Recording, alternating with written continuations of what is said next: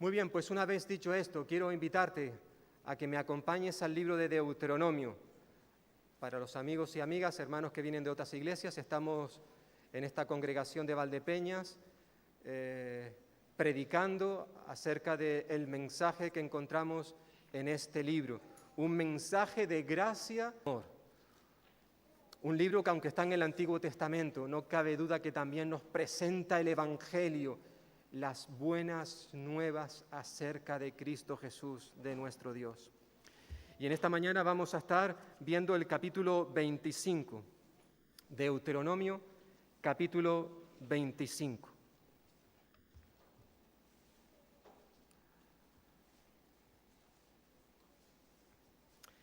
Y como hemos estado ya señalando, recordaréis los que estamos participando de este estudio, que prácticamente desde el capítulo 22 hasta el capítulo 25 que vamos a ver en esta mañana, básicamente estos capítulos contienen una serie de leyes humanitarias que tenían el propósito de enfatizar la obligación que tenían los israelitas de ayudar, de proteger a aquellas personas más desfavorecidas dentro de la sociedad hebrea. Dios, hermanos y hermanas y amigos, es un Dios misericordioso.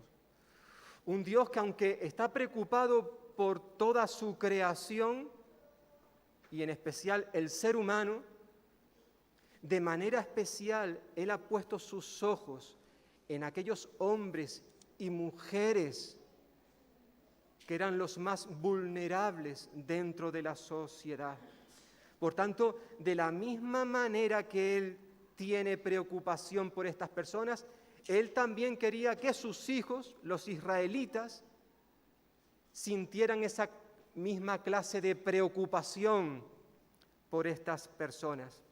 Y hemos estado viendo ya una serie de leyes humanitarias, podríamos llamarlas, donde de manera especial Dios centraba su atención en estas personas, como ya hemos mencionado, los esclavos, los pobres, los inmigrantes, los huérfanos, sobre todo en aquella sociedad, el que un niño, una niña se quedara sin padre, lo es en el día de hoy, pero más aún lo era en aquel entonces, la desprotección a la cual se veía sometido, y también las viudas. Y en esta mañana vamos a ver, por así decirlo, 6 leyes que Dios entregó a su pueblo precisamente para que mostraran esa preocupación, ese interés en cubrir las necesidades de estas personas. En primer lugar, el Señor dio una ley donde pretendía limitar el castigo corporal. Fijaos, versículo 1 al 3 del capítulo 25. Cuando haya pleito entre algunos y acudan al tribunal para que los jueces los juzguen, estos absolverán al justo y condenarán al culpable. Si el delincuente merece ser azotado, entonces el juez lo hará echarse en tierra y lo hará azotar en su presencia. Según su delito será el número de azotes. Se le podrán dar 40 azotes, no más, no sea que castigándolo con muchos más azotes que estos, se sienta tu hermano envilecido delante de tus ojos. Al parecer, en los tiempos bíblicos, dentro del pueblo de Israel, no existían las cárceles, las prisiones, sino más bien cuando alguien cometía una fechoría, un delito, y era evidente su culpabilidad, se procedía a darle un castigo físico, corporal, propinándole una serie de azotes. Eso sí, la administración de la justicia debía seguir un protocolo estricto para evitar que un castigo o una disciplina corporal se convirtiera más bien en una especie de tortura o en un linchamiento.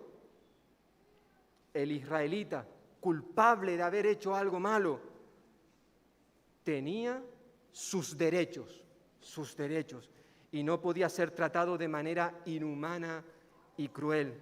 Por tanto, era necesario, como he dicho, seguir un protocolo. Y aquí se mencionan varias cosas. En primer lugar, en todo procedimiento legal tenía que ser supervisado por los jueces. Versículo 1. Ellos, los jueces, eran únicamente los que tenían la facultad de administrar la justicia. Ninguna persona dentro del pueblo se podía tomar la justicia por su mano. No, eran los jueces los encargados de administrar dicha justicia. En segundo lugar, la persona que era culpada de algún delito y era evidente que lo había hecho, ¿verdad? Esa justicia que había que propinarle se tenía que hacer en presencia del juez, versículo 2. Literalmente sería ante su cara. El juez tenía que estar presente y asegurarse de que la sentencia se llevaba a cabo. En tercer lugar, el número de azotes tenía que ser proporcional o de acorde a la gravedad del delito, sigue diciendo versículo 2.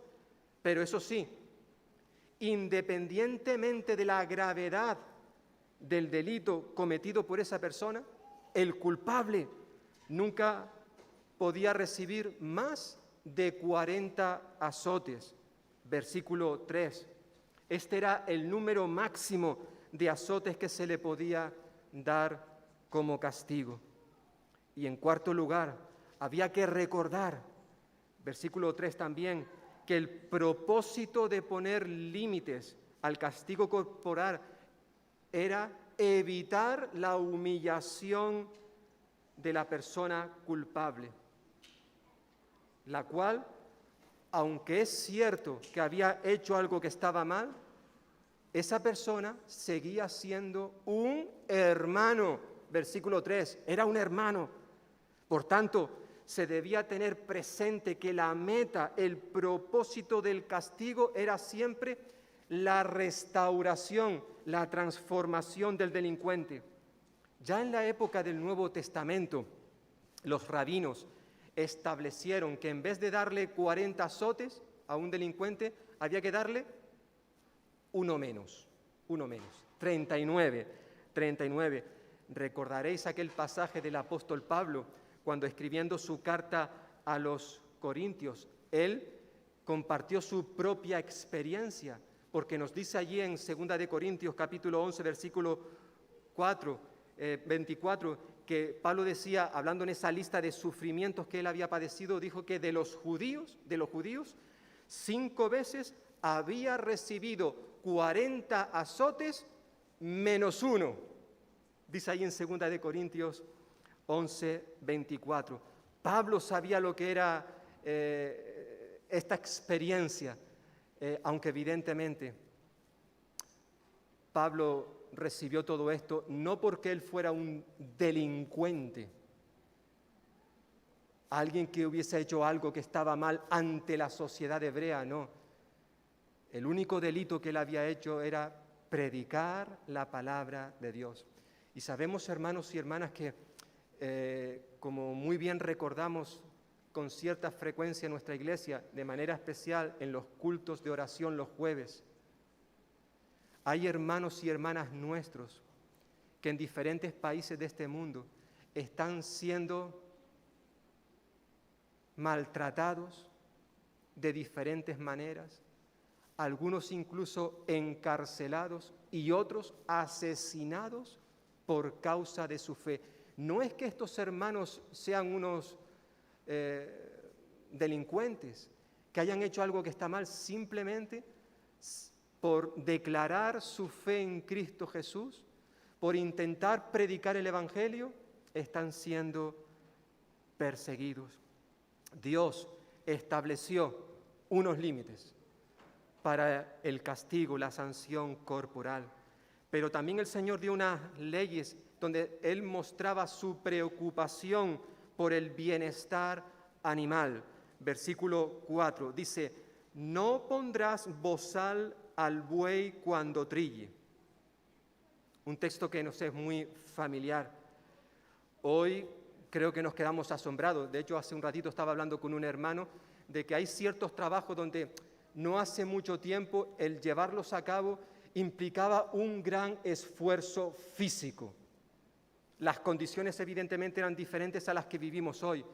Por ejemplo, dentro de la agricultura no cabe duda que gracias a la maquinaria, a la tecnología que hoy existe, los agricultores, aunque es evidente que en su trabajo realizan un gran esfuerzo, no es el mismo que hacían años atrás, porque la maquinaria que utiliza les ayuda a no esforzarse tanto, a no trabajar tanto físicamente. Pero antiguamente, y yo recuerdo de niño haber colaborado en una granja donde el propietario también tenía tierras, yo recuerdo perfectamente cómo sacábamos las vacas y se les colocaba el yugo encima de dos de ellas para arar la tierra. Bueno, en los tiempos bíblicos es esto precisamente lo que ocurría, se araba la tierra con bueyes, con animales. Dios permitía esto, no había ninguna razón para prohibirlo, pero aunque el hombre tenía el derecho de hacer uso de los animales para que éstos trabajaran la tierra, al hombre no le estaba permitido maltratar a los animales. Por ejemplo, cuando los bueyes estaban arando la tierra, estaba prohibido ponerles un bozal, creo que todos sabemos lo que es un bozal. Quizás vemos muchas veces a perros por la calle que llevan algo en la boca para que no muerdan a alguien o simplemente para que no estén comiendo nada indebido. Les impide abrir la boca. Bueno, antiguamente también se hacía esto con los bueyes. Se les ponía un bozal en la boca para que el animal no pudiera comer mientras está trabajando. Y Dios dice, eso no es correcto. Eso es una crueldad y está prohibido. Era considerado algo inaceptable. Es por eso que el Señor dio instrucciones en cuanto a esto. No le pondrás un bozal, es decir, no impedirás que el buey, el animal, cuando está trabajando la tierra, pueda comer del fruto de su trabajo. Déjalo que se alimente. Es interesante que el apóstol Pablo en 2 ocasiones hizo referencia precisamente a este texto que se encuentra en Deuteronomio. El apóstol Pablo, cuando escribió su primera carta a los Corintios, capítulo 9, si me queréis acompañar un momento, Primera de Corintios, capítulo 9,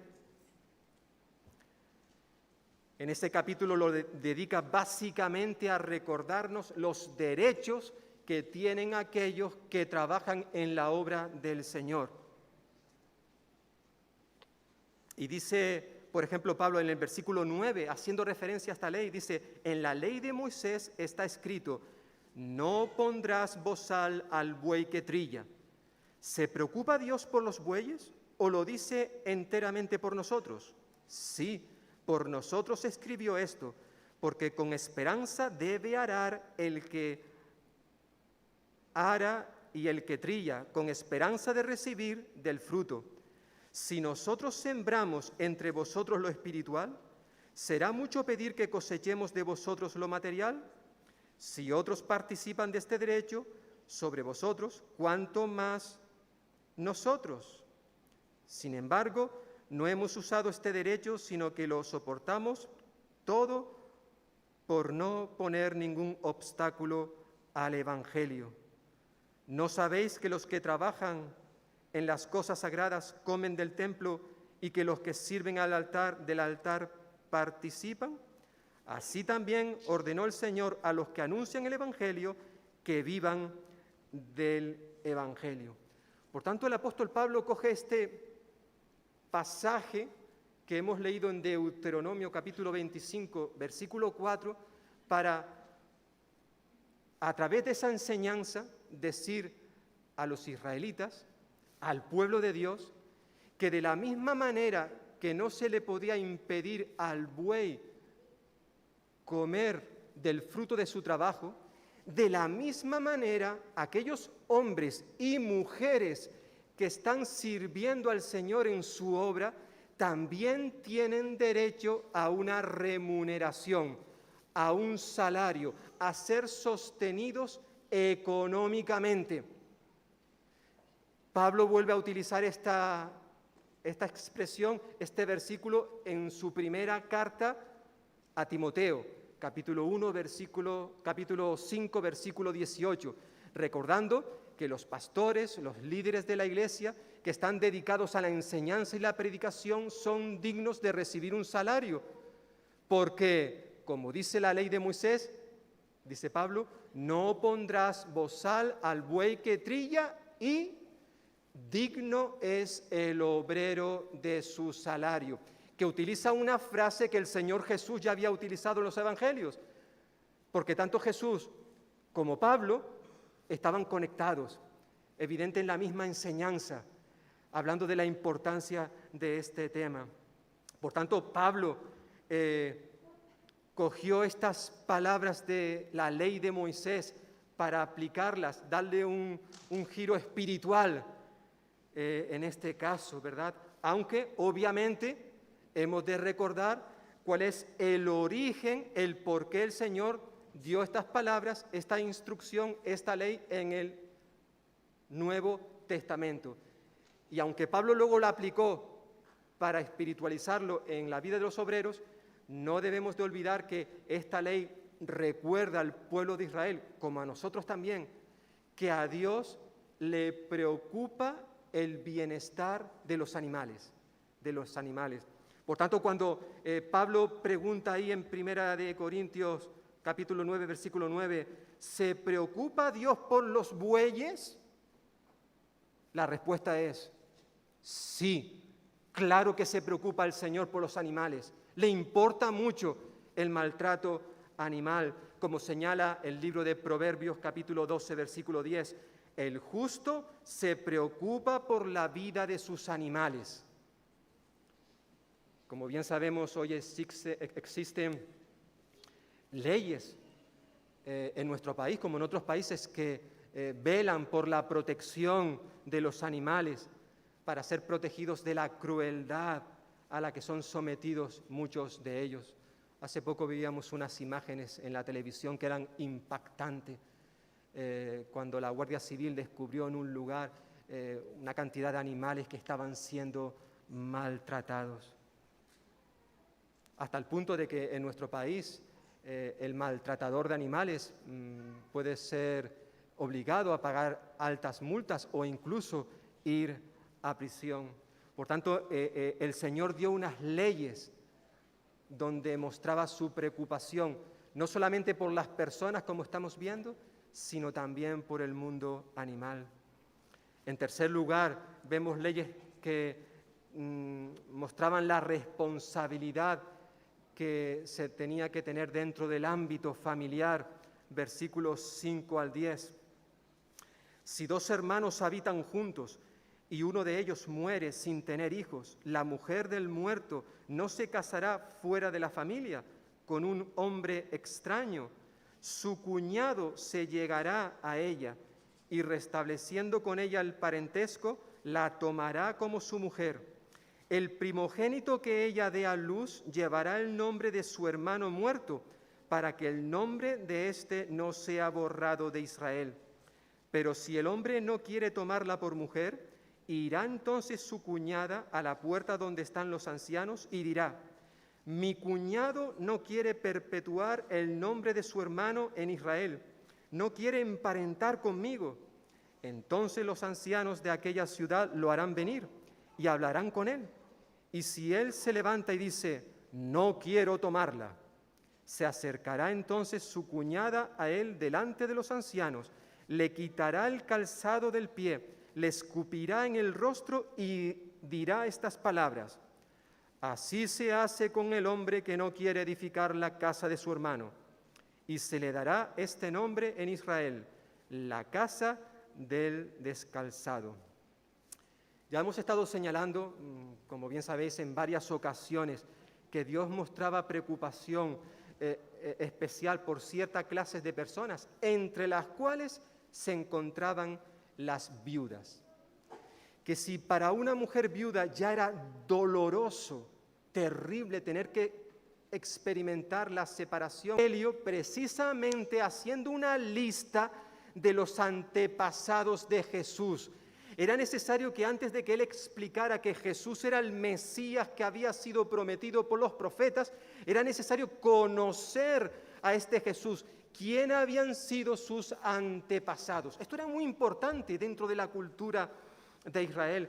Es por eso que el Señor, aquí en Deuteronomio, donde nos encontramos, para preservar el nombre del que había muerto y que dicho nombre no se borrara de Israel, versículo 6, fijaos lo que dice: el primogénito que ella dé a luz llevará el nombre de su hermano muerto para que el nombre de éste no sea borrado de Israel.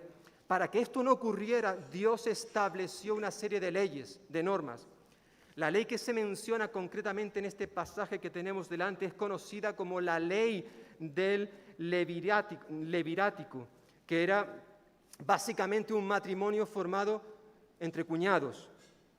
Esta ley básicamente consistía en que el hermano del muerto se tenía que hacer responsable de la viuda, especialmente si ésta no tenía hijos. Esta ley es interesante y de hecho ya estuvimos viéndola en su momento cuando estudiamos el libro de Ruth. Básicamente esa ley establecía que, aquí tenemos por ejemplo a dos hermanos, Federico y Jacinto. Federico y Jacinto viven en la misma casa, están casados, cada uno tiene su esposa, pero Federico muere sin dejar hijos. Entonces Jacinto tiene la responsabilidad de casarse con la viuda. Y el primer hijo que tengan de ese matrimonio no será de Jacinto. Biológicamente sí, pero ese hijo sería de su hermano que ha fallecido. Llevaría su nombre, de tal manera que pudiese seguir adelante con ese nombre y establecer una herencia, ¿verdad? Lo cierto es que el Señor tenía el propósito a través de esta legislación no solamente el de mantener la herencia dentro de la familia, sino que también este objetivo era el que la viuda fuera protegida, sobre todo teniendo en cuenta la situación de aquella sociedad y aquella cultura. Una vez más, esta ley nos muestra la preocupación que el Señor tiene hacia los más débiles, en este caso, las viudas. Por tanto, el Señor dio una ley donde los familiares, en este caso el hermano del fallecido, tenía la responsabilidad de proteger a esta familia. Evidentemente, como el texto nos ha recordado, el hermano del fallecido podía rechazar esta responsabilidad de ayudar a su cuñada, aunque si eso ocurría, esa acción sería vista dentro de la sociedad como un desprecio a los deberes familiares, que en cierta forma fue lo que ocurrió en el caso de Ruth, donde el pariente más cercano a Noemí, su suegra, no quiso hacerse responsable de ellas. Y siguiendo la línea, pues en este caso, como bien conocemos la historia, le tocó a Booz asumir dicha responsabilidad. Por otro lado, en cuarto lugar, el Señor también dio una ley donde se le recordaba a sus hijos, en cuarto lugar, que el fin no justifica el derecho a la libertad. Versículos 11 al 12, que dice: si dos hombres riñen uno con otro, y acercándose la mujer del uno para librar a su marido de manos del que lo hiere, extiende su mano y lo agarra por las partes genitales, le cortarás entonces la mano, no la perdonarás. No cabe duda que cuando uno se encuentra con un texto como este en la Biblia, pues se siente un poco incómodo y hasta molesto por lo que se nos está diciendo. Pero como hemos estado señalando en más de una ocasión, todas estas leyes que aparecen en este libro, hemos de situarlas dentro del contexto social, cultural e histórico de aquel entonces. Como hemos visto en los versículos anteriores, en cuanto a la responsabilidad familiar, la importancia de tener herederos dentro de la familia, de que un hombre pudiera tener hijos, de que pudiera continuar con la línea familiar. Aquí ahora se nos presenta un caso donde en una pelea entre dos hombres, donde uno le está pegando al otro al parecer, y su mujer, la mujer del que está perdiendo, por así decirlo, intenta proteger, ayudar, defender a su esposo. Y en esa acción, nos dice el texto, agarra por las partes genitales al que está castigando a su marido. Esto hemos de entenderlo teniendo en cuenta justo lo que hemos visto anteriormente. En este texto, según he podido leer, el término que se utiliza aquí se emplea únicamente para hablar o para describir un acto violento, es decir, la acción de esta mujer a la hora de defender a su marido podía traer como consecuencias que el órgano reproductor del hombre quedase dañado y que eso le imposibilitara a engendrar hijos. Probablemente la intención de la mujer al hacer este acto de violencia era precisamente causarle un daño permanente a aquel hombre que le implicara la posibilidad de procrear, de que no pudiera tener hijos. Era un acto violento. El fuerte castigo que se debía imponer a la mujer por este crimen indica que esta acción era considerada muy grave, muy seria en Israel. En cierta forma, con este texto que encontramos aquí se nos está recordando una vez más la importancia de los derechos de la herencia en el antiguo Israel. Y aunque es cierto, hermanos y hermanas, como ya he señalado, que este texto nos pueda parecer duro por lo que se nos está diciendo, sí podríamos sacar algunas lecciones, enseñanzas, aplicaciones para nosotros. Y básicamente, si pudiéramos decir algo en cuanto a lo que se nos está diciendo en el texto, es que para alcanzar nuestros objetivos en la vida, no vale hacer cualquier cosa para conseguirlo. El fin, la meta que yo quiero lograr, por muy loable que sea, nunca justifica los medios que yo pueda utilizar. Nunca. No cabe duda que aquella mujer tenía el derecho a defender a su esposo, a su marido, pero el camino, los medios que ella utilizó para ello no era el más correcto. Y el Señor entregó una ley precisamente para recordar la seriedad de este asunto. El apóstol Pablo, en otro contexto, en su carta a los Corintios, él dijo a los creyentes: todo me es lícito, todo me está permitido, pero no todo conviene, no todo edifica. Y cuando Pablo dice esto, todo me es lícito, todo me está permitido, obviamente se refiere a todo aquello que no está identificado en la Biblia como pecado. Un cristiano es libre, perfectamente libre de hacer todo aquello que la Biblia no le prohíbe hacer. Lo puede hacer, pero aunque haya ciertas cosas que nos está permitido, no siempre es conveniente y por tanto es bueno no hacerlo.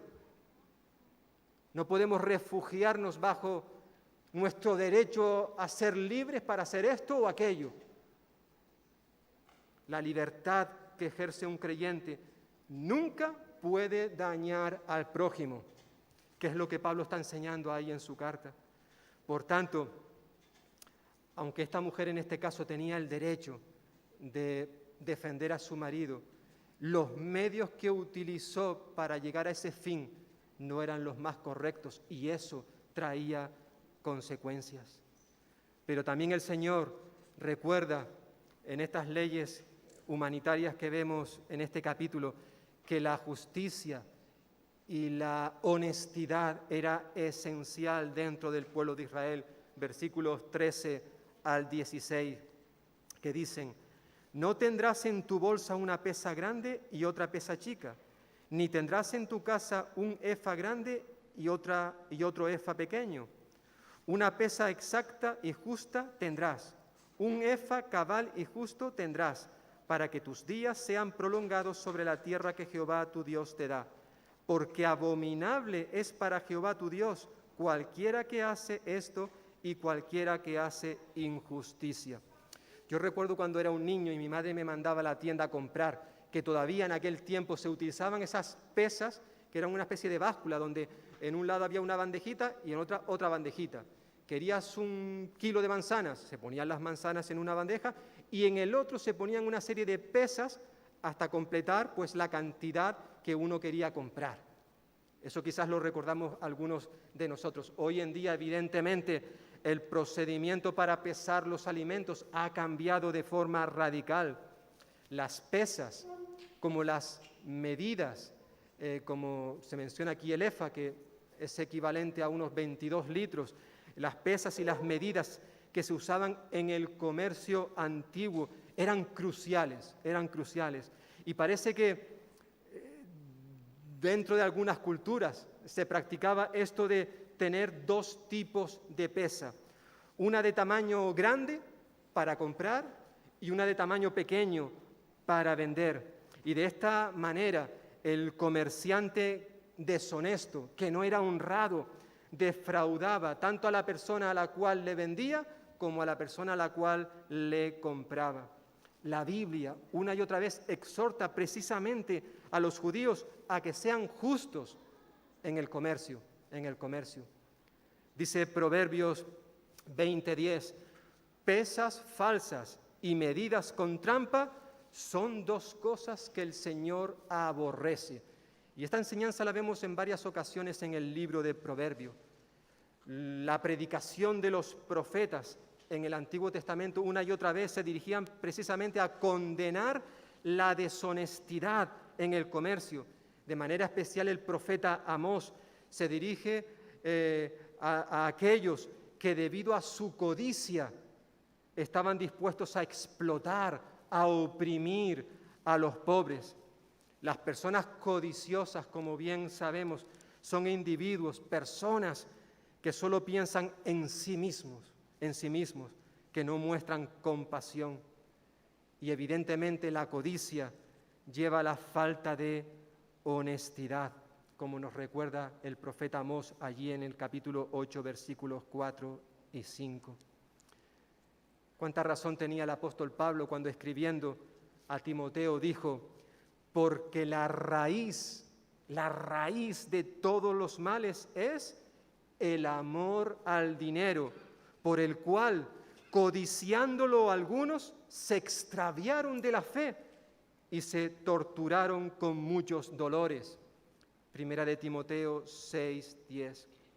Hermanos y hermanas y amigos que estáis escuchando en esta mañana, el mejor remedio para la codicia es el contentamiento. Si estuviéramos contentos con lo que Dios nos ha dado, no codiciaríamos lo que pertenece a otro. Evidentemente, esto es algo que se aprende. El apóstol Pablo es un ejemplo de esto, precisamente. En una ocasión él dijo en su carta a los Filipenses: yo no es que hable porque tenga escasez, pues he aprendido a contentarme cualquiera que sea mi situación. Sé vivir en pobreza y sé vivir en prosperidad. En todo y por todo he aprendido el secreto, tanto de estar saciado como de tener hambre, de tener abundancia como de sufrir necesidad. El apóstol Pablo reconoce que a pesar de ese superespiritual que era él, sin embargo reconoce que estas cosas él tuvo que aprenderlas. He aprendido, dice, a estar contento independientemente de cuál sea mi situación. Y hermanos y hermanas, si tú y yo viviéramos de la misma manera, ¿cómo cambiaría nuestra forma de pensar, nuestra forma de vivir? Quizás nuestra situación familiar, o laboral, o eclesial. A Dios le preocupaba que sus hijos fueran honestos. Y hermanos y hermanas, Dios sigue queriendo ver lo mismo en ti y en mí. Evidentemente tú y yo no tenemos pesas en casas, no trabajamos con esto, pero hay otras maneras en las cuales tú y yo podemos defraudar, ser unos deshonestos. En estos días, semanas, meses, estamos ya en esa época donde hay que hacer la declaración de la renta. ¿Somos honestos a la hora de hacer esa declaración? ¿O ocultamos ciertas cosas para que no sean reflejadas y así que no me quiten esto, no me quiten lo otro? Hay muchas formas de ser deshonestos. Quizás no cumpliendo con mi horario laboral. Quizás en el trabajo cuando tomo algo, pero que no he pedido permiso para tomarlo. A lo mejor simplemente haciendo unas fotocopias. No cabe duda que hoy nos enfadamos cuando vemos a muchos de nuestros políticos cómo hacen cosas que no son correctas. Pero hermanos y hermanas, ¿cuántas veces tú y yo hemos hecho lo mismo? Aunque a otros niveles, pero en cierta forma estamos siendo unos deshonestos. Dios entregó unas leyes precisamente para que su pueblo, sus hijos, fueran hombres y mujeres justos y honestos. Y en sexto y último lugar, el Señor también dio leyes que nos recuerdan que Él está al control de todo y que la maldad del hombre y la mujer no será olvidada.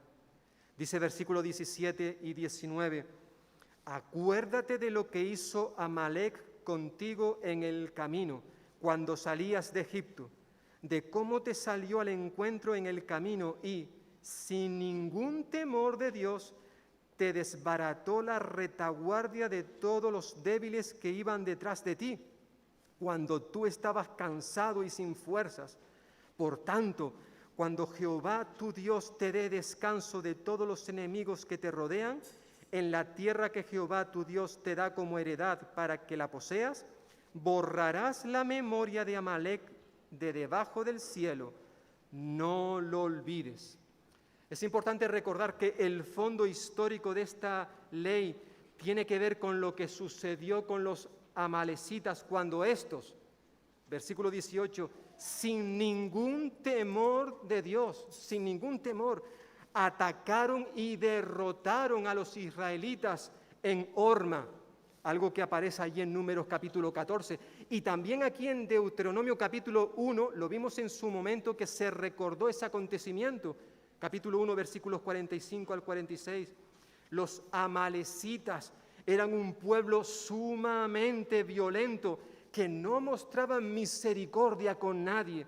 Una muestra de esto lo vemos cuando atacaron a los israelitas por la retaguardia, nos dice el texto, es decir, en la parte de atrás, en la cola del pueblo, donde estaban los más débiles, probablemente los niños, las mujeres, los ancianos, y actuaron sin misericordia. Fue una acción bárbara e inhumana, y es debido a sus técnicas bélicas que se habían convertido dentro de Israel en un símbolo de maldad.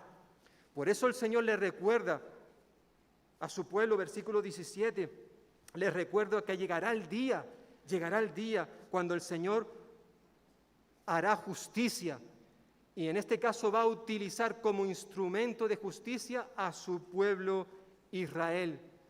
Amalec va a ser juzgado por sus crímenes de guerra. Dice el apóstol Santiago en su carta, porque el juicio será sin misericordia para el que no ha mostrado misericordia. La misericordia triunfa sobre el juicio. Dicho de otra manera, los que no tienen misericordia no pueden esperar recibirla. Lo que le espera a todos aquellos que no han mostrado compasión hacia los indefensos, los débiles, los vulnerables, aunque en un principio parece que se van de rositas, que no les pasa nada, un día tendrán que enfrentarse al inevitable, justo juicio de Dios. El Señor, hermanos y hermanas y amigos que podáis estar escuchándonos, para concluir, el Señor no es indiferente al sufrimiento humano, que nadie lo olvide. A Él no solo le preocupa la parte, el aspecto espiritual del hombre y la mujer, sino que le preocupa todas sus partes, todos los aspectos, todas las áreas de su vida. Al igual que muchos de nosotros sentimos dolor, tristeza, preocupación, impotencia cuando vemos el sufrimiento que están viviendo muchas personas en este mundo, independientemente que sean hermanos o no, nos da igual. Pero cuando vemos cómo hay personas que están sufriendo la barbarie de algunos déspotas y dictadores que están haciendo un mal tremendo en este mundo, pues evidentemente eso nos entristece. Son personas crueles que, como ocurre aquí en este texto, no tienen ningún temor de Dios.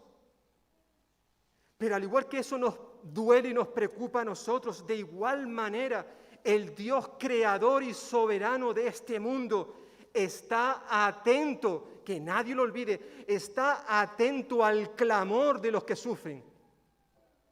Hermanos y hermanas, a Dios le está preocupando profundamente lo que está sucediendo en Rusia, o más bien en Ucrania. Algo de lo cual estamos ahora mismo saturados por tanta noticia, que evidentemente nos duele, y gracias damos por los medios que nos permiten conocer estas barbaries. Dios está atento a todo lo que está sucediendo en este mundo. Que nadie tenga la menor duda al respecto. Más aún, el Señor ya ha fijado un día, nos dirá Apocalipsis capítulo 20, ha fijado un día donde Él hará justicia. Y todos estos que han actuado de esta manera y que no se han arrepentido, todos van a ser un día juzgados por el Señor. Que nadie piense que el clamor de los que sufren quedará en sacos rotos. Para nada, para nada.